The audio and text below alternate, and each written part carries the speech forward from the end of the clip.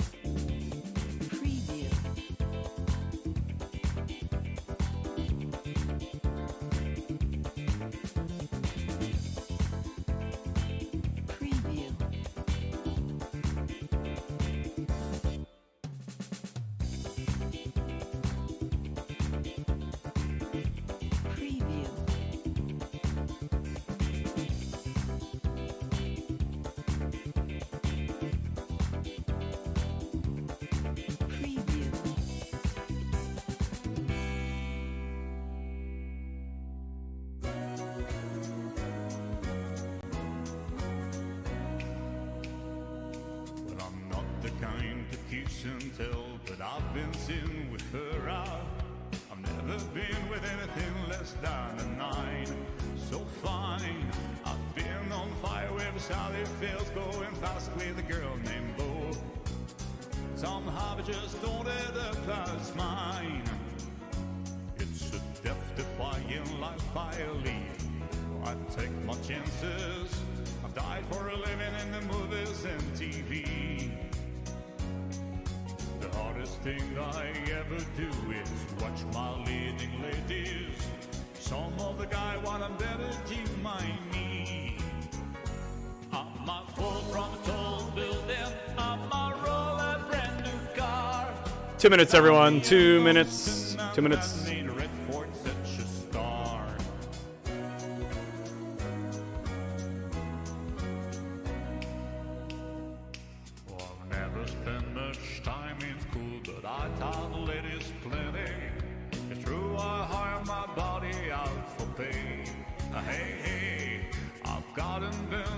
Charity blown at Barr, Welsh. But when I went up in the air, it's only hey, hey, hey. I might jump and up and drawbridge or Tarzan from the vine. Cause I'm the unknown stuntman that makes this wood look so fine.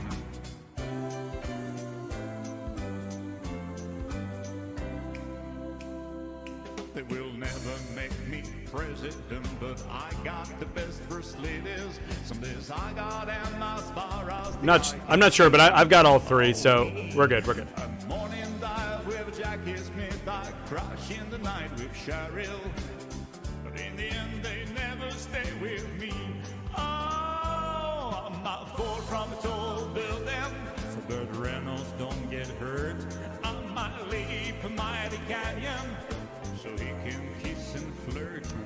30 seconds. 30 seconds. Girl, I'm just kissing dirt. Yes, Jerry, I just put all the, I put everything in.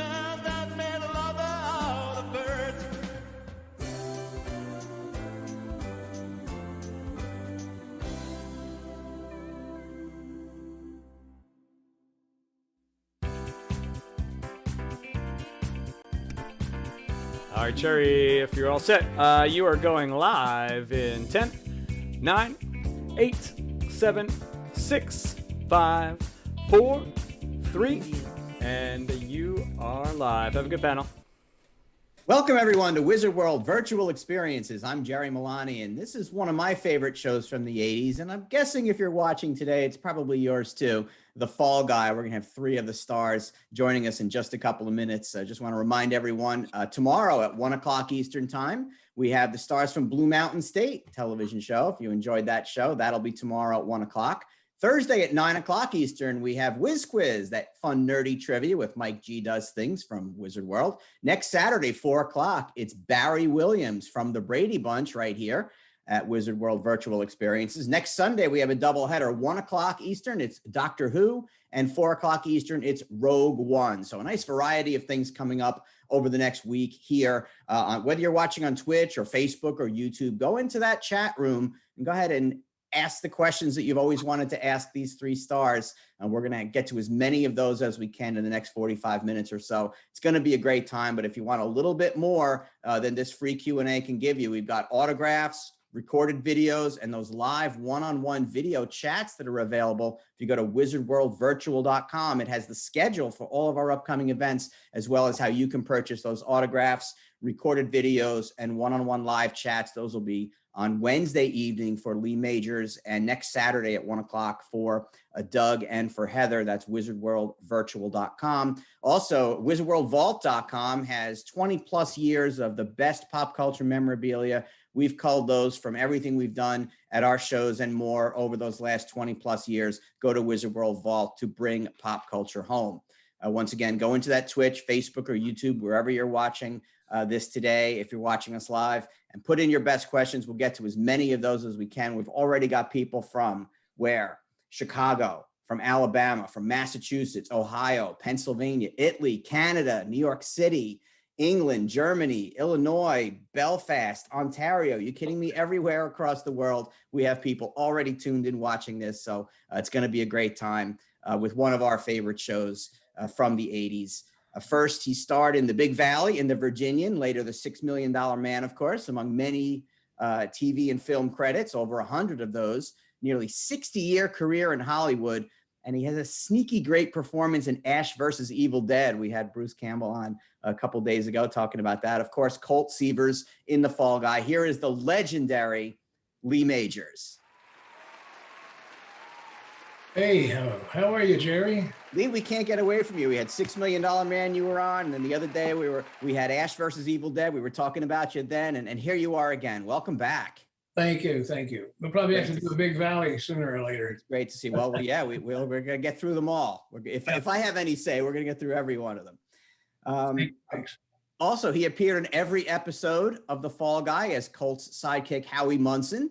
It's one of more than 20 TV and movie roles that you may remember him from. He was a regular in Designing Women and earlier When the Whistle Blows. Here is Doug Barr. Good morning, Jerry. How are you? Doug, welcome to Wizard World. Thank you. It's nice to be here this morning. Tremendous to see you. Loved your role, of course, in this series, and it's really great to see you here today. Thank you. She was also in all 112 episodes of The Fall Guy as the spunky stunt woman, Jody Banks. You also saw her in The Love Boat, TJ Hooker, and of course, Zapped. Say hello to Heather Thomas. Hi. And there you are. Hi, Heather. Hi, how are you? Welcome to Wizard World. It's so great to see you. Oh, it's great to be here. Wanted to start just kind of generally ask, and Lee, you probably have the best knowledge of this, but if Doug and Heather want to kind of pitch in, how did the series get started? Did Glenn Larson have you in mind for the series? And then, Doug and Heather, how did you guys get involved? Glenn had this project that he was kind of working on. And so I ran into him at an airport terminal, to tell you the truth. And he said, and I had just finished the $6 Million Man. And then before that, about 3 other shows series. And so he said, would you like to do another series? And at that time, I said, well, I don't know, man, I've got pretty burned out already.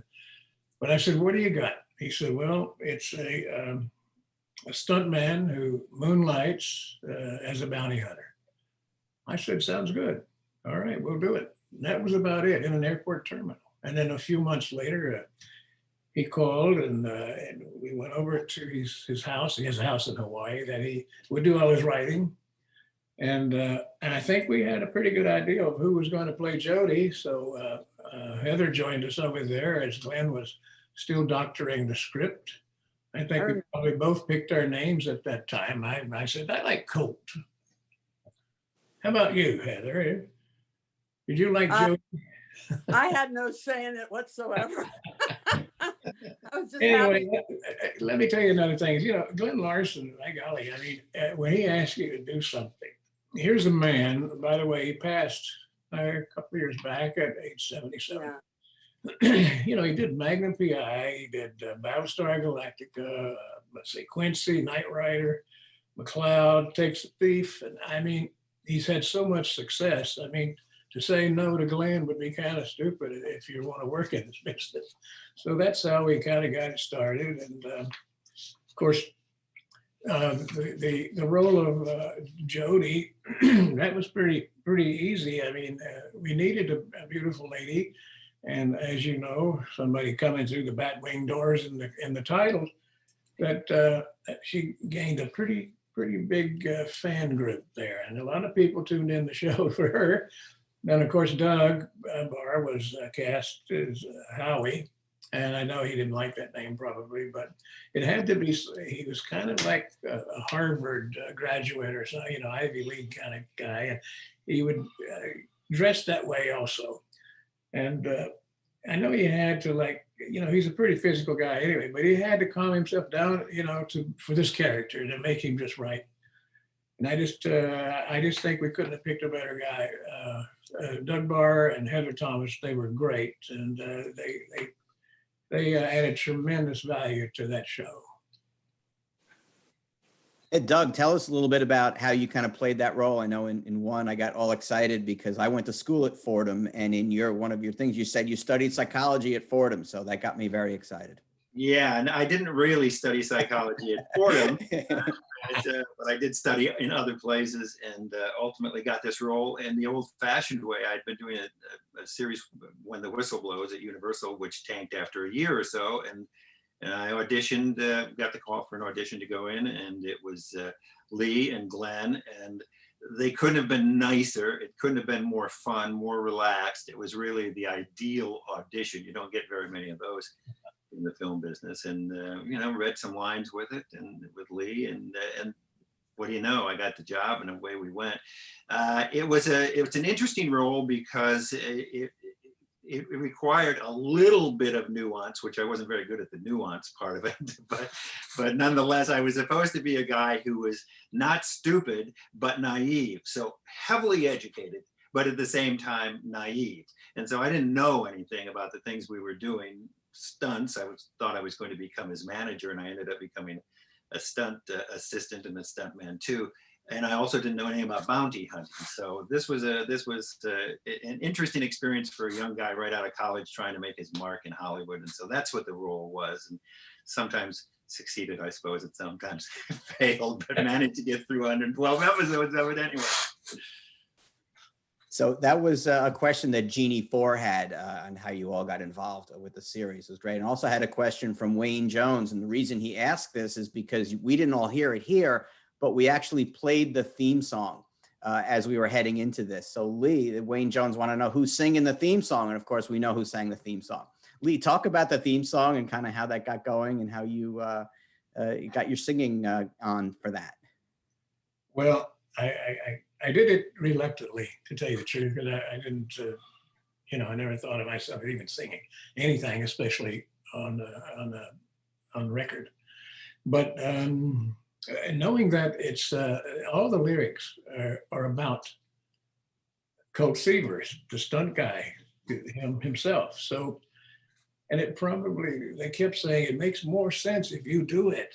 You know, you're singing about yourself. And I said, well, I'll give it a shot. And we did it, and it turned out okay. Hey, it was a #1 hit in Germany. But, you know, David Hasselhoff had a #1 hit in Germany too. So that doesn't really mean Hey, look, whatever it takes, right? Anyway, oh, by the way, you know, David Somerville, who wrote that song, that's how they really sold the show to ABC. You know, we went up to the head of the network, and they said, well, what do you got? And Glenn said, it's a bounty, a stuntman moonlighting as a bounty hunter. And he said, David, play the song. Well, he played the song on his guitar he had with him. And when he finished, the executive looked at Glenn and us and said, well, go make it. That's how we got the deal. Back then, that's the way deals were done. Now you guys, you obviously play stuntmen in it, and you had that. But anyway, whole dynamic of that, plus the bounty hunting side, but especially like Heather and Doug, how much of the stunting did you do, and how much did you want to do? Naturally, to make it everything, and it was all old actresses and old actors, you know. So I updated it. I put in the Burt Reynolds, Clint Eastwood, and a few of the other the other girls. So it turned out to be okay. But thanks for asking. So we have another question from Angela in New Zealand. Was actually had asked about the theme, but she also said that she's up early in the morning here watching this, 6 a.m. on Sunday watching. She's a big fan and is waiting for the next season, the 2 to 5, to be released on DVD because they never release those. She wants to know about the truck. Well, I want to know about the truck also. How many trucks did you destroy on the show? And how important was that truck to you and to the show? Well, let's see, the first season, we went through a lot of trucks, let me tell you, because once you go up the ramp, it's so front end heavy. It naturally has to land almost on the nose. And the tie rods on both tires would be spread out like so, and you couldn't go and you couldn't do it again. So we went through a lot of trucks that GMC provided for us the first season. But then they said, look, we got to do something about this. You're wrecking too many trucks. So they moved the engine up to a mid-engine position under the cab, which gave it the ability to stay flat when it went through the air, and it landed flat. So you didn't wreck the truck. You could go around and sometimes do the same stunt over again. Yeah, it was a 1981 GMC 2500 truck. And people ask me, do you have a truck? And I said, I was really dumb or what? I don't even have a truck. I didn't even ask for a truck. I forgot to. I didn't know. I should have asked for a truck at the end of the show. I remember Doug, Howie had a truck for about 10 minutes until Lee's character got a hold of it in one of those episodes. That red truck didn't make it through the episode. Didn't make it through 10 minutes. And unfortunately, I didn't get to take one of those with me. I have some old cowboy boots and some other wardrobe from the show, and that's about it, I think. I have all the scripts, though. Interestingly, I have all the original scripts. I come home with them in a box, and they have all the notes and the actors' notes. And who told you to do that? Who told you to do that? Probably you, but because you had lots of good advice over those years. I did. Barbara Stanwyck told me to do that. In the Big Valley, I have all the big valleys. Owen Marshall, Council Law, Fall Guy, $6 Million Man, with all the pictures and the call sheets and stuff. It's just a brilliant thing to think of. If you're a young actor out there now, do that. She had 80 movies on her bookcase as I went to her house one day, and it was so I could been there for a week looking at all this stuff. It was just so interesting. I got a funny story. I want Heather to maybe explain a little bit of it. When we were at Glenn's house working on this script, we did a little roller skating, didn't we? We did a long roller skating trip. We roller skated from like Diamond Head to Cocoa Head or something. Yeah, I tell you what though, now we leave the house, or we were in the hotel or whatever, no, in the house. And we were going to go on this, it was like a 2-lane highway, very busy. And the thing of it is, Heather had a bikini on, and me, I'm just there. No, I had really short shorts. Well, they were short enough that every truck driver that went by was honking the horns. It was really a lot of fun to do that. He must have went about 3, 4, or 5 miles. Wore me out. Digressing. You could keep up. It was good. Well, I only got 40 then. Try 81 now. Wow, really? Yes, ma'am. Good lighting now. It's got good lighting. Going back to Barbara Stanwyck, I can being on that show as a youngish actor in those days.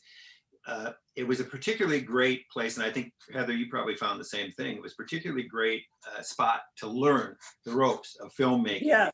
It was, when you're on a set, there's a lot of downtime, and you can either read the paper or read a book, or you can pay attention to what other crafts are doing on the show. And I was interested in the other crafts, and all it takes is to ask the camera operator what he's doing and why he's doing it, and all of a sudden you get to become a little more expert. And day after day, over 112 episodes, I learned a great deal. But I'll tell you, the one I learned the most from was Lee, which was information I know passed down to him from Barbara Stanwyck, because early on, I think probably in the first day or two, he mentioned that Barbara Stanwyck had said to him, the first one on the set and the last one on the set is the lead actor, and don't be their after the lead actor. Be there before the lead actor. And that was really good advice. And it paid all the way to the end, because there was nobody on that show that ever did not stay to do the off-camera lines. That is, when the actor is talking on stage and they're doing their close-up, they have to talk to the other actor.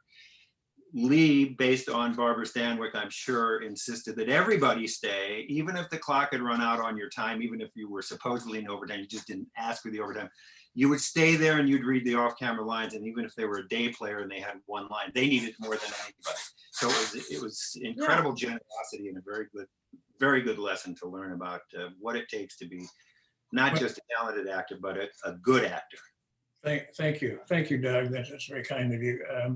Yeah, Stanwyck was kind of a mentor for me, and she kind of took me under her wing for a little. And I remember the most important thing she said to me was, as an actor, be on time, know your lines, hit your mark, and then keep your mouth shut, and you'll go a long way in this business.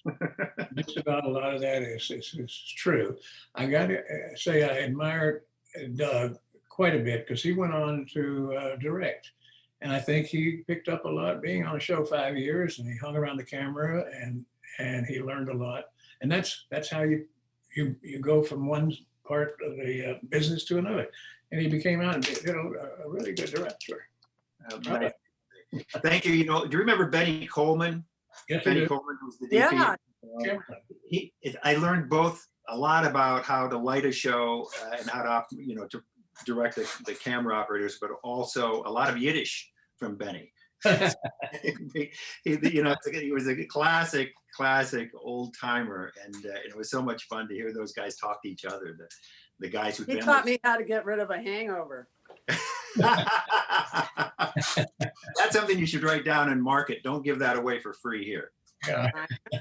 I know. I used to go to the office because I started writing, and I learned a lot about script craft from going in there and seeing how they would time it, and what, when they would need to shoot extra scenes just to fill something that didn't work out.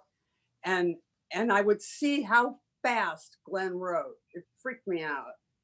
He would write, oh, I need 5 scenes. They'd all punch out within 20 minutes. It was amazing.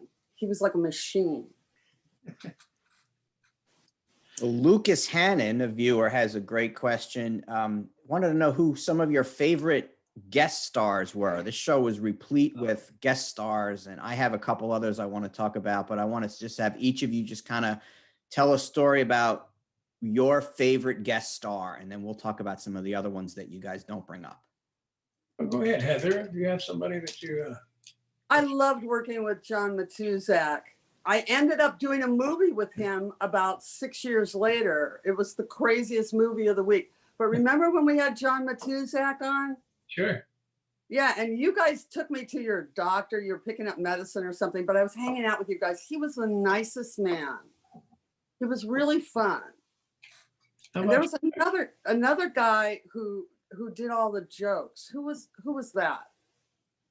We had a lot of funny guys. No, but the guy was super funny. Loved having him back. How about you, Doug? There are a couple that come to mind. This was the period in the 80s, the early 80s, in which a lot of and this is another testament to Lee. He's very loyal to his friends, and everybody knew who Lee Majors was in those days.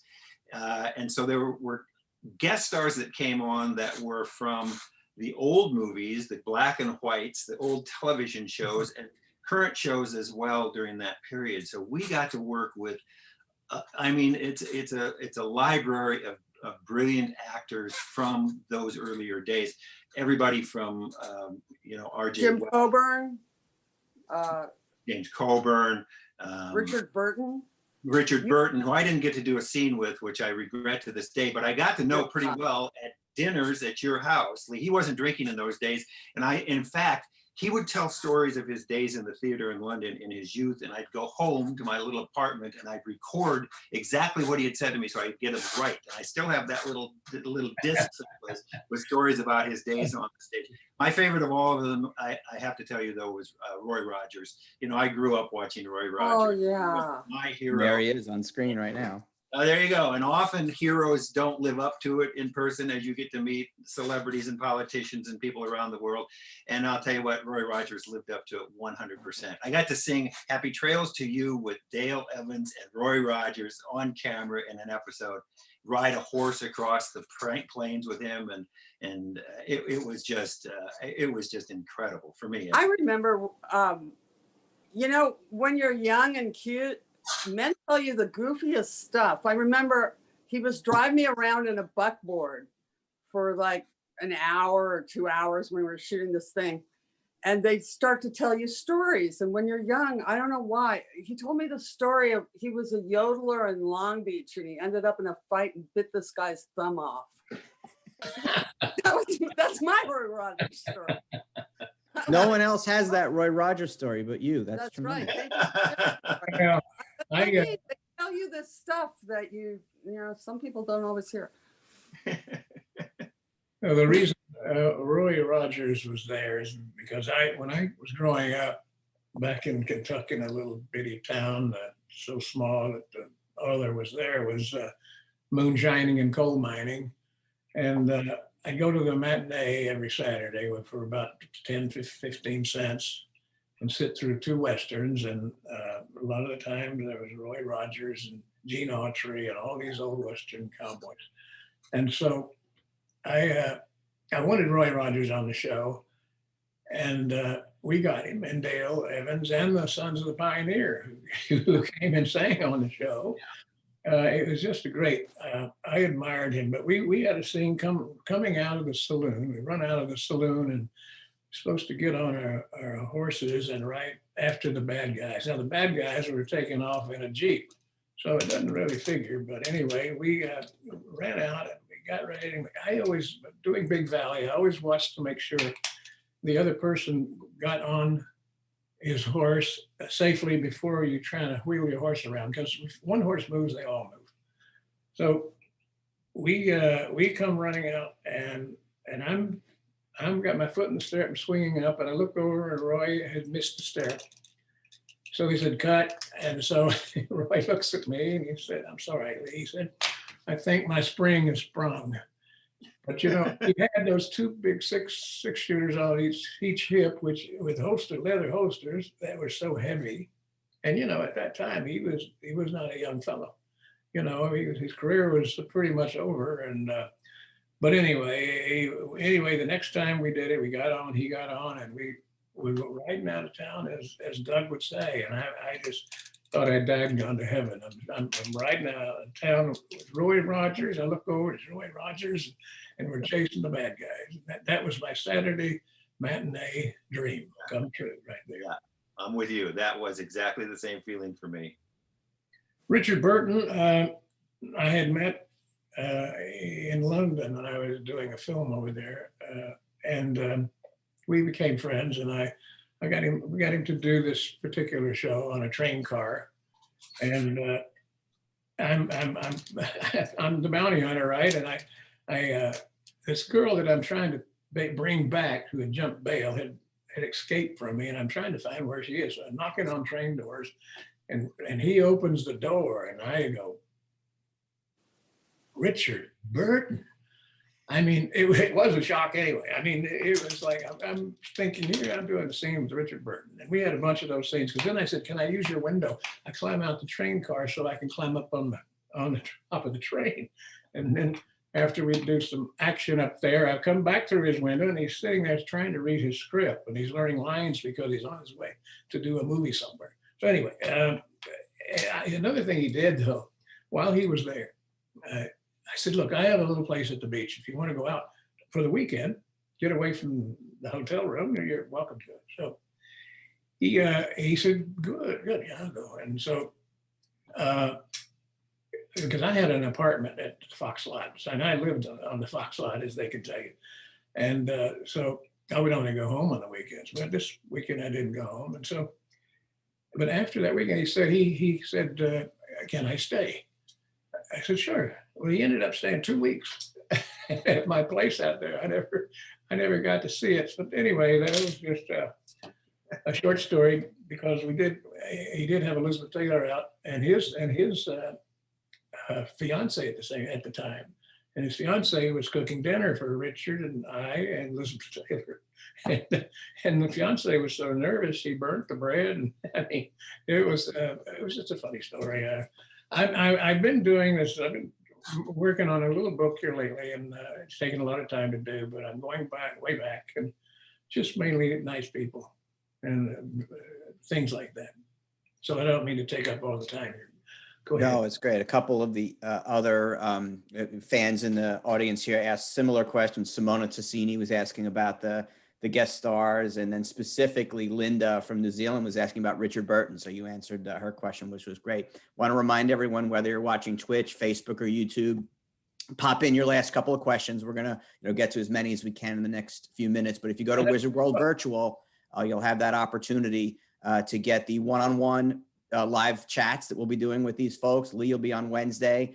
Doug and Heather will be next Saturday. So be sure to go in and do that. It's a little extra kind of opportunity to meet these folks. And those are really special, memorable opportunities. So that's at wizardworldvirtual.com. My favorite episode, and there was a question about favorite episodes from Travis Dunn. My favorite episode is the one with William Conrad and Mike Connors and they kind of recreating their canon and their famous shows. What are your favorite episodes that you guys recall?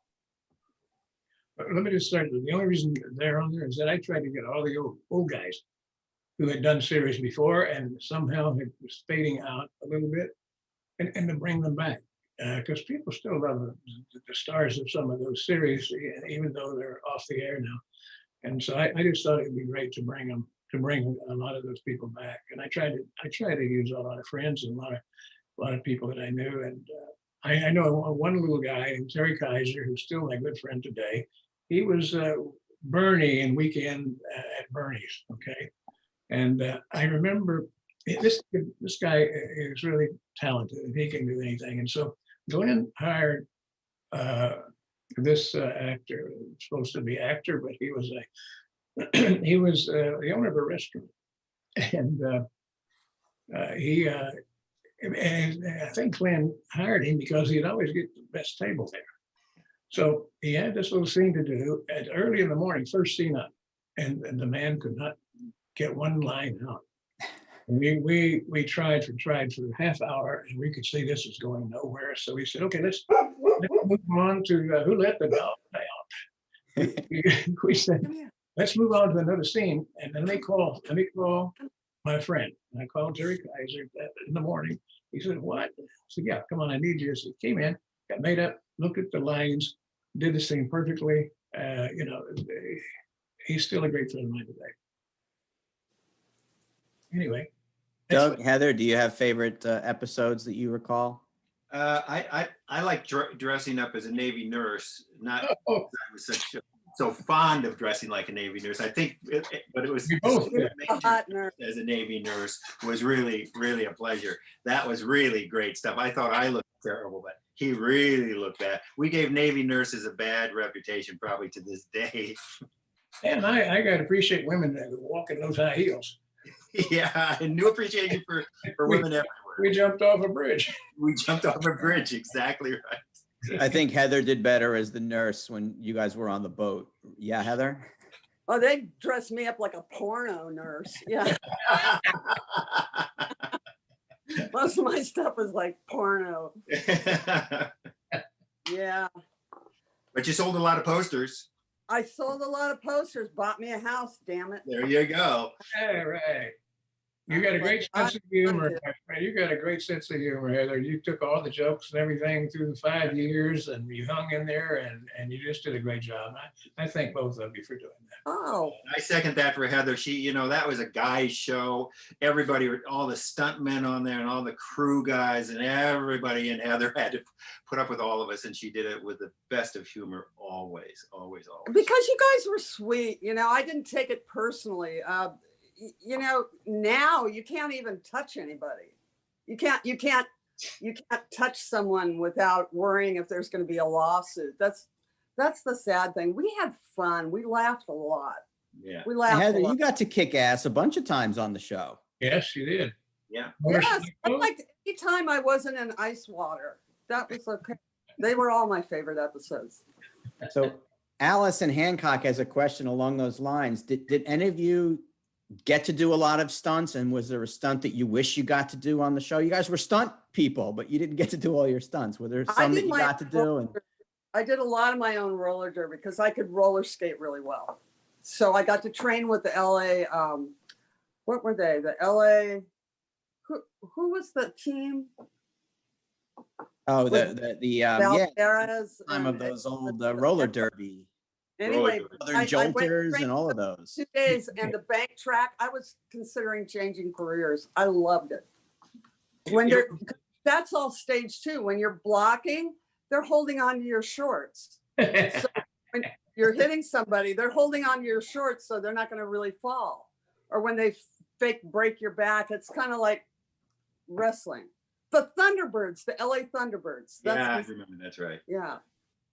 In that era, they let actors actually do. These days, it's much safer and controlled when you have actors doing stunts. But in those days, they really let us do almost everything with the mantra of shoot it, and if something happens, just make sure you get the close up before he swells. And Hey. so that was really the way it was done. I think I told you that line. I think that happened to you, actually. You hit yourself in the That face. happened to me in Big Valley when I was with Linda Evans riding down, just slowly riding down this little trail, and I see a rifle glint, the sun glint off the rifle, and I go off my horse and to take this, but she had a stunt lady in. That wasn't Linda at the time. I took the stunt girl off. We landed, rolled down into a ditch, and then.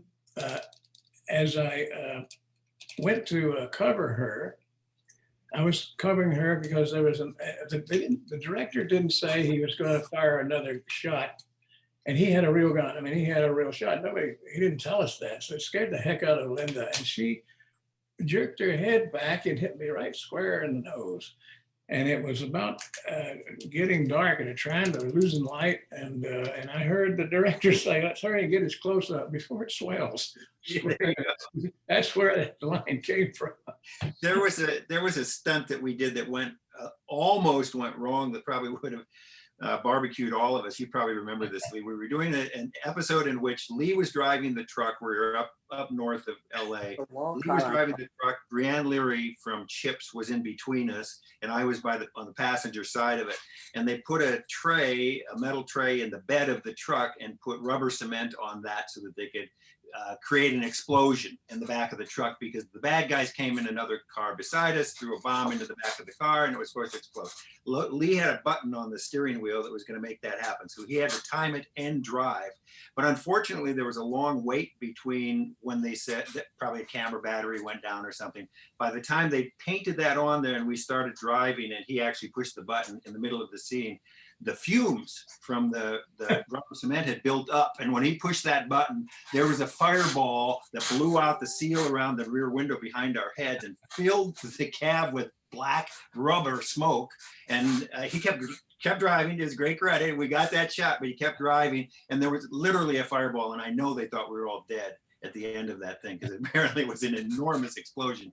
We ended up he blew us up, remember? He blew us up off a motorcycle too. That was the last of that special effects guy. We got a new now. The guy, he almost burned you guys alive, and then he almost blew us up.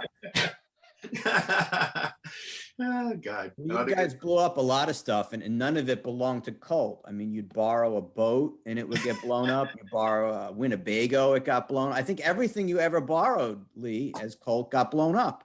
Well, every show that I've done, it's a lot of action, and then they put it in there. And Doug and Heather, we did a lot of our own stuff. We did a lot of stuff. And when I started in Big Valley, I started doing all my writing and fights and stuff, and it just became a habit. Of course, I was 23 at the time when I started, and so it just came out that way. And I kept doing them over and over for the rest of the shows, and. But the only thing is now, at my age, I think back and I think, well, I wished I'd have used my stuntman more. Last year, I just had both knees replaced. They're bionic now. A bunch of stuff. Both shoulders are stoved in, and but I got to give credit to a stunt man on the show, Mickey Gilbert, and Mickey Gilbert was a tremendous, brave stunt man. You see most of those truck jumps, that's Mickey Gilbert. And I remember one we did where we were out somewhere outside of LA, and it's a very, it's a straight little straight shot, make a left turn really quick. Well, he was to go off, keep going straight and go off the road and down below, probably, I mean, I don't know how far that was, but there was a barn, and he was to land on top of the barn with that truck. Well, he did it, and I'm up there watching, and as he goes off up into the air, sailing, and he's sailing, he goes clean over the barn and disappears out of sight. And we thought, oh my God, he's got to be dead. We don't know what happened to him. So we go down there, and he's already out of the deadgum truck, and he's swearing up and down, oh shit, I didn't do it right. He was so mad at himself. And the stunt guys, when they have a, I forget what it's called, Doug, a seat, a real cushion balloon type seat that they sit on, to give them some padding, and that thing had burst. Really? And it was the craziest thing I ever saw. Wow. That guy did most all those high truck jumps, and that's Mickey Gilbert. Yeah. He was an extraordinary stuntman. I don't know, and his kids too. The kids were stuntmen too, and they were all on the set too. We got to meet every great stuntman, historic stuntman in Hollywood, because they'd all come through that show at some point. That was really, Doug, you're right. Because that was one thing I wanted to do with that show over the 5 years, is I wanted to use every stuntman in the business, because I really was trying to pay tribute to them, and we used them all. In fact, I said, at one time I said, I want the oldest stuntman that's still registered and maybe might do something. And well, they came up with this little guy, a little slender, and we were shooting down at the Olympic Auditorium, which is where they had held fights. And I said, he's 93 years old. And I said, just stand right there, hold this box, and on it had 4 or 5 popcorn things. And I said, now I'm going to be running by here, and I'm just going to hit that a little bit, and just be careful. And he said, oh, okay. So I come running by, and I give it a little thing, and the popcorn goes everywhere, and he just loved it. He 91, I think, instead of 91 years old. He was the oldest man, but we used them all, believe me. Yeah. Great bunch of guys, I must say. Really an interesting bunch of people. I think something that made the show special, and there were a lot of action shows and a lot of comedies, but this show really combined comedy and action. Which part of that did you enjoy doing more? Did you like doing the action? Did you like doing the comedy? What was kind of as an actor, your forte or your favorite part? Well, for me, I'll try to be quick. I don't mean to take a lot of time with you guys, but I had, the last series I'd done before that was $6 Million Man, which was not funny at all. I mean, it was a tough, hard show for 5 years, and then 6 movies that we did. So I wanted to do some humor. I wanted to have it fun and so a lot of the times I would tell Glenn that, and we'd rewrite some lines, we'd throw stuff in that was funny, and I tried to deliver it as funny as we could. We had a good time with it. So that's my take on that. I just wanted to do something that was a little bit more fun. And Doug and Heather?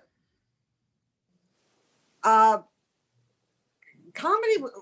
we kind of had great comedy. There was like really subtle comedy that Doug would always do. He would always be explaining something. He would be off all erudite, and it would be completely hysterical. And I usually got the pie in the face comedy. Yeah, comedy wise, I had this wonderful role of being the kind of goofy sidekick, which, somebody throw a punch at Lee, he'd duck, and then they'd get me. That was the role. Well, I made that happen. So good at it. Sorry, Doug. It was really fun. That made it fun. I'm just trying to teach Howie the business. Yeah, that made it a joy to work on that show. I got to shoot Trigger. Roy Rogers, back to Roy Rogers. Oh, Or when you he thinks the shot I trick. I actually shot Trigger. It was Roy had faked it so that I'd feel bad, but nonetheless, so there were lots of shtick and gags and stuff that I could get away with, and it was really, really a great opportunity for me. It was really fun. Really fun. Do you remember when Lee pulled that joke on you? We used to have some great practical jokes on Doug. Remember that one time you got the Twinkie snowball that you thought you were eating a snowball and it was a makeup sponge, and that pink thing you like to eat. It was pink. It was horrible. It was pink and it had coconut on it. Well, And then I'm sure other it tastes times- exactly like a real snowball. I mean, the snowball pastry, because they tasted pretty much like a makeup sponge anyway. So it's very difficult to tell the difference. I remember when you ate that, and I remember one time you were doing some scene where it was just begging for a practical joke. You were sitting in a jail going, water, water, and of course, I do Lee remember. rigged some big water tank above your head. I remember that one, Heather, and I think you were behind it. I was tied to a chair, so I couldn't do anything, and I was being interrogated. I said, water, water. And they had a 50-gallon drum up in the rigging, and they poured the entire thing on top of me. And I think that footage probably is around someplace, but that was a good gag. Good gag. That was a good Well, gag. what made it fun was we had a great crew also. Yeah. I kind of the first year, Glenn and I, even directors, Glenn and I picked all the directors for the first season, and then the ones that got it done quick and efficient and on time, under budget, that's the ones we rehired. So we didn't want to stay there any longer than we had to. So we did that. But let me tell you what I did with the crew. For example, I would watch the crew, and if you were anyway, your personality, it makes a big deal. I mean, let's for example, you could make the best coffee and be the craft service. You could be the best coffee maker, and they'd love it. But if you're a bad guy, you're gone. Because we can take a guy that's got a great personality, fits in, does the job, and it's fun. We can teach him to make coffee. So that's the way with our crew. Who's working, and